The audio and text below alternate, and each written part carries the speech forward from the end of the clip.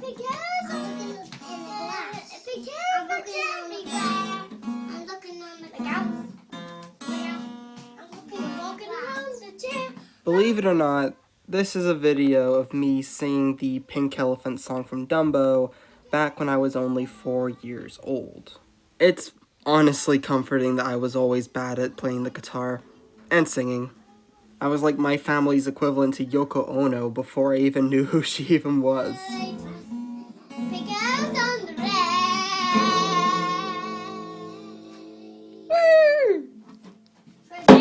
I've been given some time to grow up and mature over the foregoing years because we are a very flawed species and we've all made several mistakes that we're not proud of or would wish that would just fade into the sands of time for all eternity. For you, it was either singing What Does the Fox Say at a talent show when you were younger, or that one time you tried to impress a girl or boy by acting quote-unquote cool, shitting in the swimming pool thinking it was cool. Mine was getting scared by a goddamn children's book.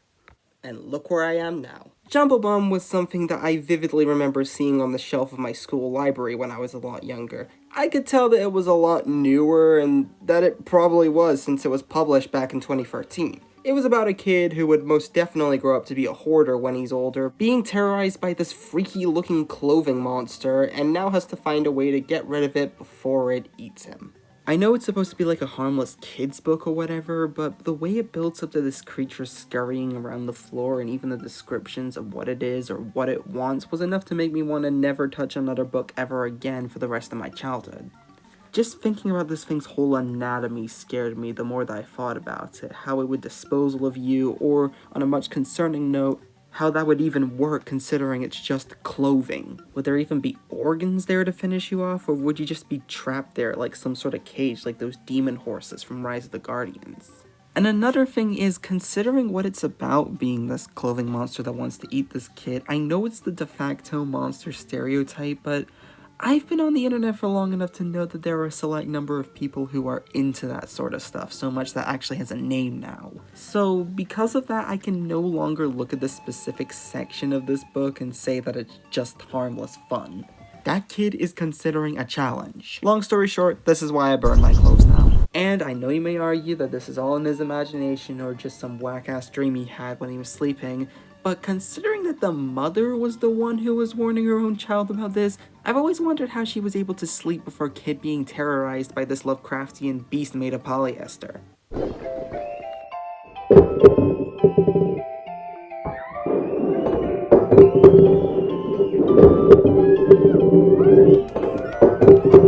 Okay, so, allow me to share a bit of history about myself. As well as horror movies, I was a pretty big cartoon enthusiast at a young age.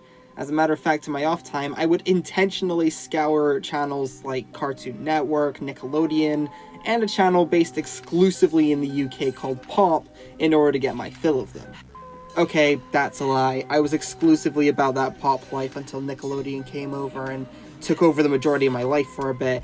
But then this show came along, and now I'm exclusively an internet person. Thanks, breadwinners, for reminding me that God left us. Pop was where I discovered a lot of obscure gems like Jamie's Got Tentacles, Iggy Arbuckle, The Invisible Network of Kids, and Elliot Kid, but was also the home to a bunch of now cult classics like Augie and the Cockroaches, Oscar's Oasis, Sally Bollywood, Yoo-Hoo and Friends, 16, Littlest Pet Shop, and Totally Spies, aka the show version of Figuring Things Out. There was also Clay Kids, which, I'll admit it, this was my Strange Hill high when I was younger. Even if the writing wasn't nearly as clever, I still loved it. Wait a minute.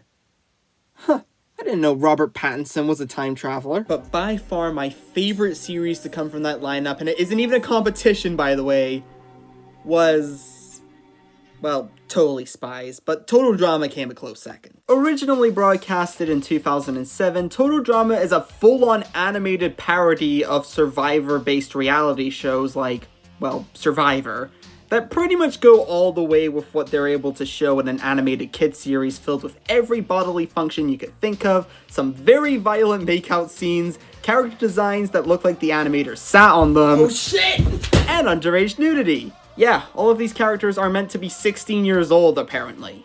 The whole show is just nuts with the amount of stressful challenges they force these poor kids to go through, the biggest highlight being the episode Phobia Factor, where everyone had to conquer their biggest fear that they randomly decide to share the campfire without checking if they were off the air first. Those include ninjas, mullets, being buried alive, and flying. Oh, and you're really not going to like Final Destination if that's the case. Also... Well, what exactly is your phobia? Celine Dion music store standees. I gotta be honest, I had no idea who Celine Dion even was until I watched this show. Shows how uncultured I was as a child. But the one phobia that kinda scared me when I was younger was the challenge that started the whole episode, where Tyler had to take a bite out of some chicken-shaped chicken, and then this happened.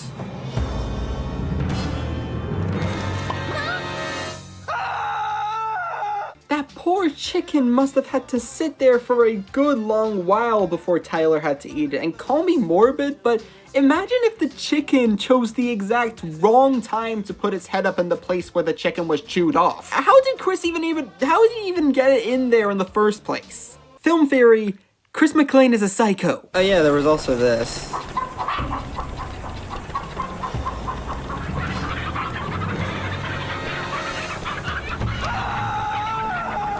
Yep, I think it was this scene that put it over the edge for me. It always felt really uncanny to me with how hi-fi the rest of the show is, so hearing these chickens in a tad worse audio quality, it just felt very jarring to me. Unrelated note, I used to be really jealous of her as a child.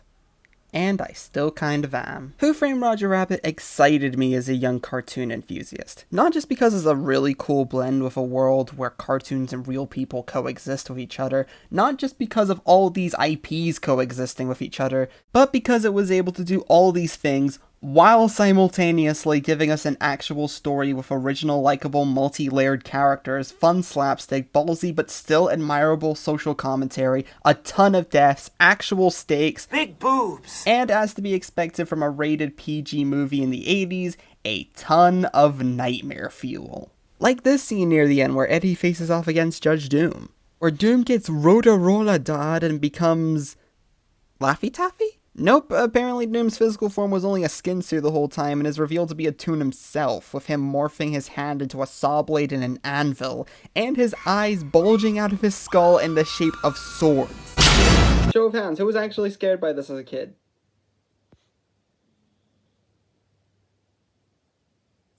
This is such an unbelievably weird climax, and yet it's not even that long, only lasting for a minute. You're one of those people, are you? Even worse to me as a child, we never get to find out what his true form really was, because he just melts away once he gets hoisted by his own dippy petard. Personally, as a kid, I always like to imagine him as the piss-colored version of the Phantom Virus from Scooby-Doo in the Cyber Chase. I wonder who he really was. I'll tell you one thing, Doc. He weren't no rabbit. Or a duck. Or a dog. Or a little wooden boy. Or a sheep. Or a woodpecker. Or a pussy. Of course not, Sylvester. We already saw that earlier. Yeah, VHS copies of Disney movies have always been a little hilarious to me because you could tell that everyone working on the films were just horny as hell. Also, I'm pretty sure it was only added for shits and giggles, but Jessica having an animated vagina just never made any sense to me. Also, I've seen Cool World. We already know that sex with a cartoon is never going to work out. It's not just weird, it's... most illogical. Star Trekkin', an infamous British novelty hit made by the one-hit wonder band, The Firm. I wish. But I remember adoring this thing when I was younger. I used to go on a ton of car journeys with my babysitter, and this would usually calm me down if I end up having a hissy fit over probably something petty, I'm sure, knowing myself. I mean, it's silly, but I was a kid who didn't know what toilets were back in the day. I didn't know if it was supposed to be good or not. But I do remember growing up with it, and I do kind of feel a little bit of nostalgia over it when somebody brings it up. But then my younger ass decided it would be fun to see if there was a music video for this, and oh my.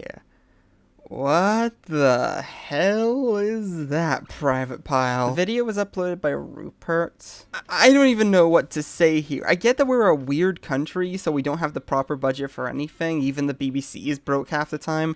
But a stop-motion music video consisting of Star Trek caricatures made of potatoes? Then there's a random planet of ants. There are these why the fucks that sing the chorus. The Enterprise becomes this at one point. And then there was the ending of it that I remember getting nightmares about when I was younger. Like, what the hell even is that? Is that Ronald Reagan? Because I'm 90% sure it's Ronald Reagan. Or maybe it's like the end of the Hitchhiker's Guide to the Galaxy movie where the improbability drive randomly morphs into Douglas Adams' face. Like, I don't know. It also doesn't help that the music gets hella warps near the end with pitch shifting and orchestral ambiance and everything.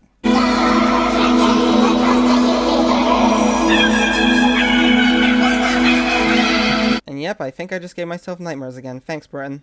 He looks like Mickey Mouse. Post-credit scenes have always been a huge fascination of mine. But they've also been one of my biggest fears. Let me remind you that I discovered these when I was only 7. This was way before Hollywood started squeezing these damn things into almost every movie. Hell, the MCU had only just started at that point. So this wasn't a very common thing that I was expecting right off the bat. They were like the jump scares of movie endings. Just when you thought the film was done, the film suddenly picks back up again, either revealing that a character who presumably died had just come back, or was just to pay off an unfinished joke from earlier, like the roof from House Party finally crashing down to Earth, or the one from Nowhere with Dark being just a little traumatized after a significant other turned into a bug right in front of him and just casually walked away. Cool. There were a few from when I was younger that did unnerve me a little bit, like the one from James and the Giant Peach and the Haunted Mansion, but the one that scared me the most as a kid was the one from Winnie the Pooh.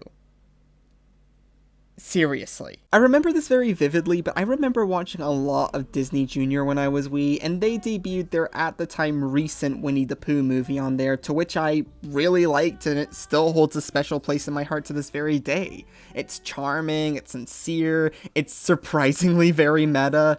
It's still up there as one of my favorite Disney films. Even the credits are really charming. I don't know how that was possible, but this movie somehow managed to pull it off. Wait a minute. Back up a little bit.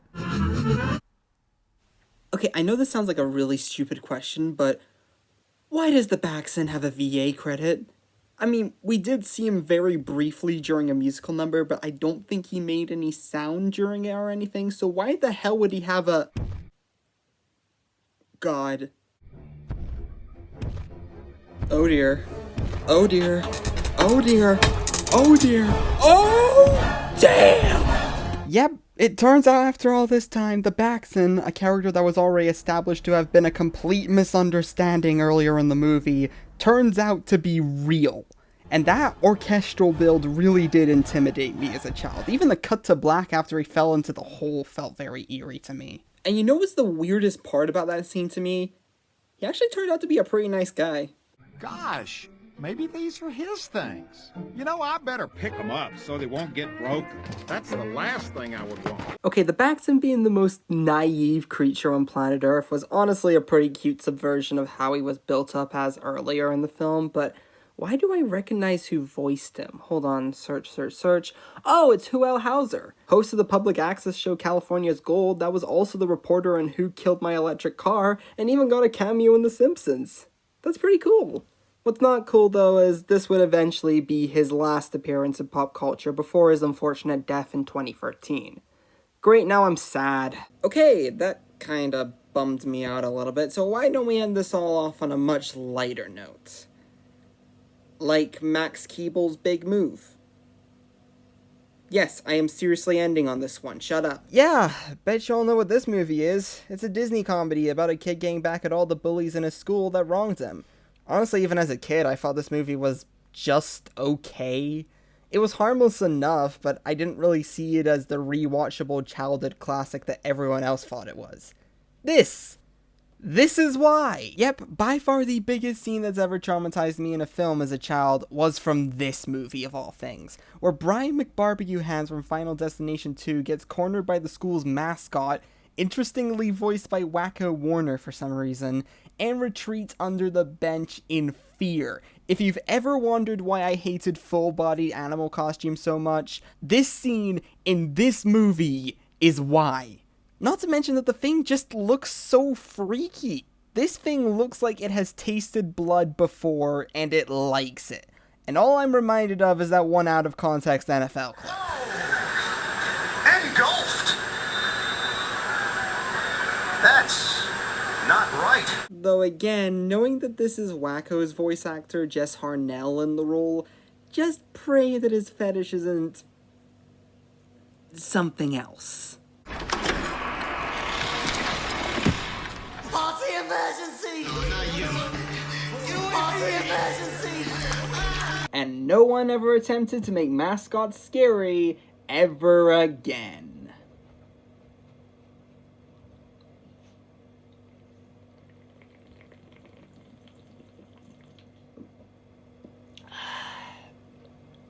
That's good irony. We're waiting every night to finally roam and invite newcomers to play with us. For many years we've been all alone. Hey, that doesn't mean I'm ever going to watch that new Five Nights at Freddy's movie.